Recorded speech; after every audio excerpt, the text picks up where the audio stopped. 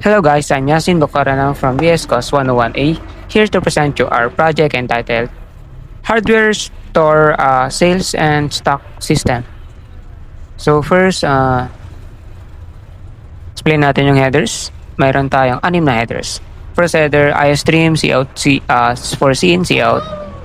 Conayo for Getch and Clear Screen, STD IO for the go to XY. String.h for the arrays, the string compare, string copy, string length. Then C type for the is digit, is alpha, yung checking blah blah. Then STD light for yung STD light is ganito siya, if kunwari naglagay tayo ng char number. So gagawin niya yung integer. Gagawin niyang natin yung input natin. So next is adding items, first function. So ano lang to, design, adding items. How many items are you going to enter? So kung mapapansin nyo, char yung nilagay namin dyan. Kasi check natin kung char or letter or alphabetic. How many items are you going to enter? So mag-enter siya ng number, kung ilang number. So kung naglagay siya ng A, pag naglagay siya ng A dyan, check nung loop natin, check niya kung digit ba yung num string, kung digit ba siya. Kung hindi siya digit, is valid is equal to 0. So pag equal to 0, alam naman natin ano siya, equal to false. So pag false siya, lalagay numbers only. Pero pag 1 siya, so paano siya mababasa ng code natin kung naka-char siya, kung naka-char. So ganito ang gagawin natin dyan. Ko-convert natin. So yung num, so meron tayong, ito talaga yung variable natin, yung num, yung ano neto, yung value ng num string, gagawin nating integer, tapos papasa natin kay num. Ignore pang linis, tapos wala yan. So yung maximum items natin is 50, nakalagay sa global variable natin kanina, pero pwede natin siyang extend if gusto ng programmer. Then eto na yung enter items, enter mo yung name, get line, so 20 characters. Then enter price, enter quantity sa bawat ay. Ito yung number. Kung ilan lang yung enter natin kanina, yun lang yung iloloop niya.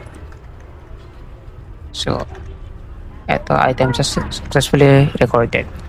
So, dun tayo sa display. Display, design. So, pag walang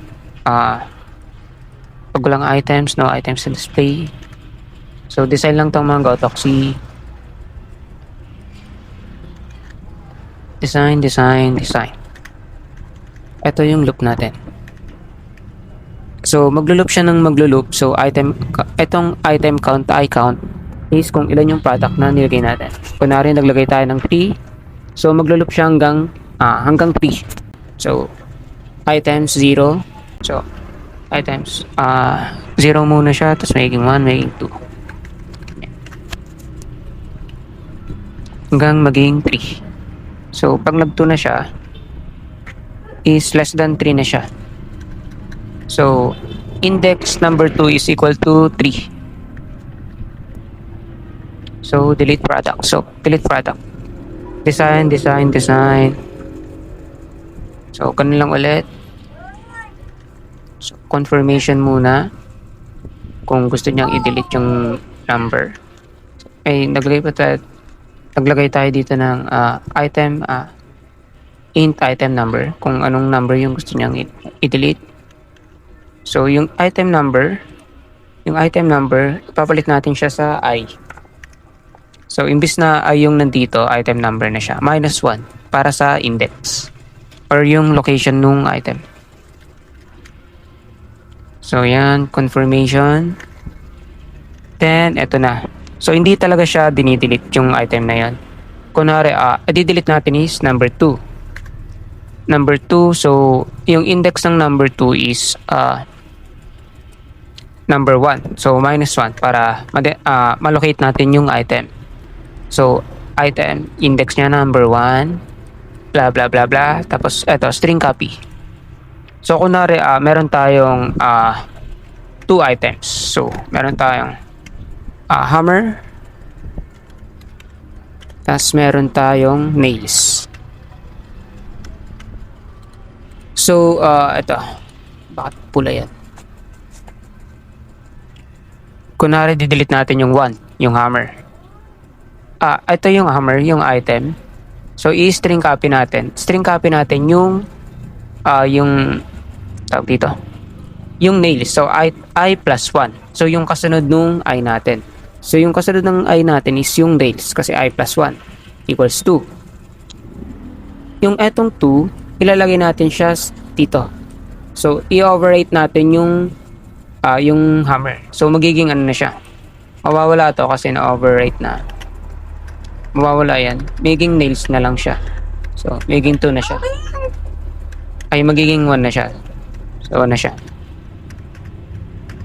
So, na-overwrite na siya. So, ganun din yung mangyayari sa price. I-atras lang natin. So, ganun din tong stock.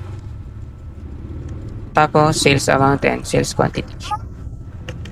Parehan mamaya sa sales system natin. Kasi meron tayong CRUD and sales system. So, ito, update product. Pangatlo sa CRUD. So, skip tayo dyan. So, ito. Enter new name. So, parang ganun lang din. Overrate natin.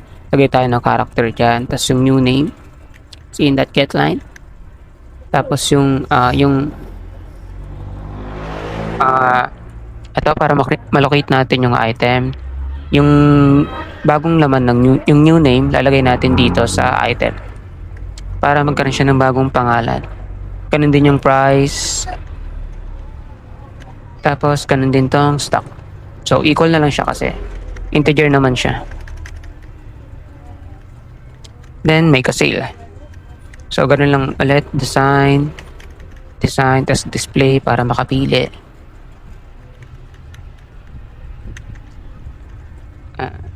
Okay, enter quantity to sell.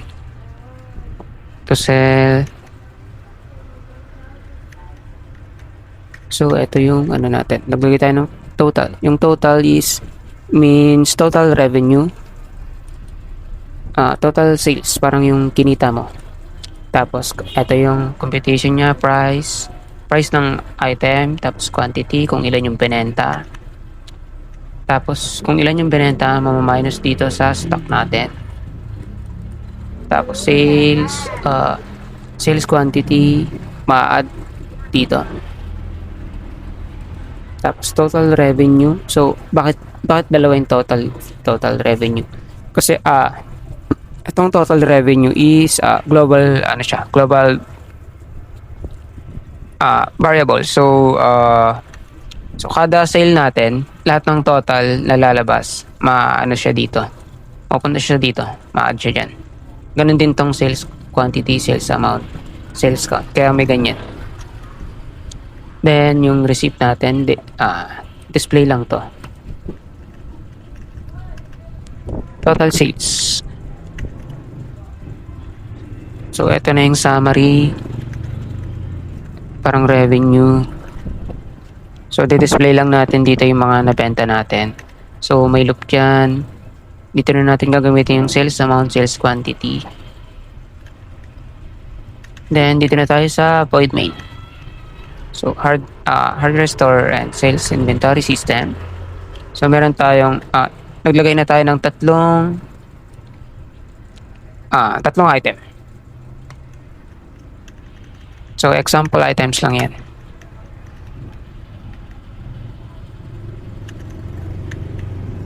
Then, ito yung natin. Dapat pala ito.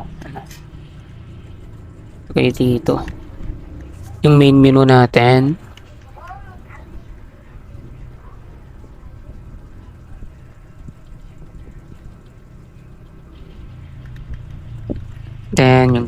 choice, default, choice. So, ito siya pag niran natin. Run natin. So si Luis na yung yung mag-guide sa inyo dito sa output. So yun lang, bye. Hi guys, good day. This is Luis Cruz from BSCOS 101A. I'm here to present our project, Hardware Store Sales and Inventory System.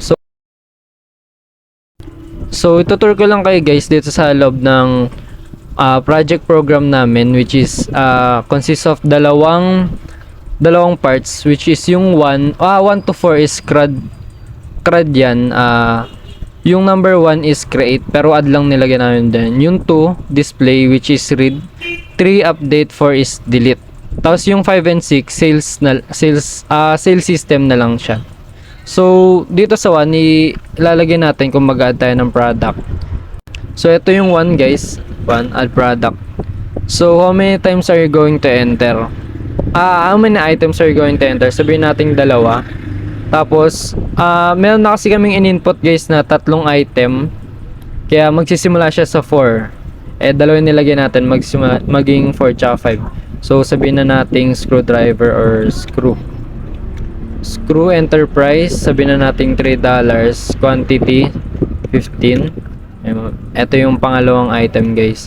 Screw Philips naman siya. Philips 3 din, and price quantity is sabihin na nating 10. Yan, na-record na siya sa system natin guys. So dito sa number 2, which is read, also display, di-display niya lahat ng product. As I have said guys, may nakalagay na dito na 3 products, which is ayan, naka-display naman hammer, pliers, T-square. Tas eto yung number 4 and 5 screw tsaka Philips. Ayan, nakalagay na din dyan yung price tsaka yung stock. So wala pa tayo nasusold ngayon guys, kaya 0 pa siya lahat. Eto, balik natin sa menu. Number 3 is update product details. So pwede nating automatic naman yun, mababawasan yung sales niya guys dun sa code natin. Pero kung gusto nyo kunwari update nyo, nagtaas yung presyo, yan, update yung sabihin nating yung 5, ano natin, tataas presyo natin, item to update, yan, 5, enter new name or enter, yan, new price. So gagawin nating 5, taasan natin ng dalawa, new stock quantity, current, yan, pag negative, pag ikikip natin yung quantity nya, as in price lang talaga. So tignan ulit natin sa display kung nag-iba. Yun, naging ano siya guys, naging 5, nagdayan ng $2. So balik tayo. 4 naman, which is delete product. I-delete kayo, pipili kayo dyan sa 5. Ito nga palang ano namin guys, project namin is hanggang 50 ano siya. Pero hindi na natin itatry kasi magtatagal tayo. 50 items hanggang 50. Yan, present ito, continue. I-try natin i-delete is yung pliers na lang. Yeah.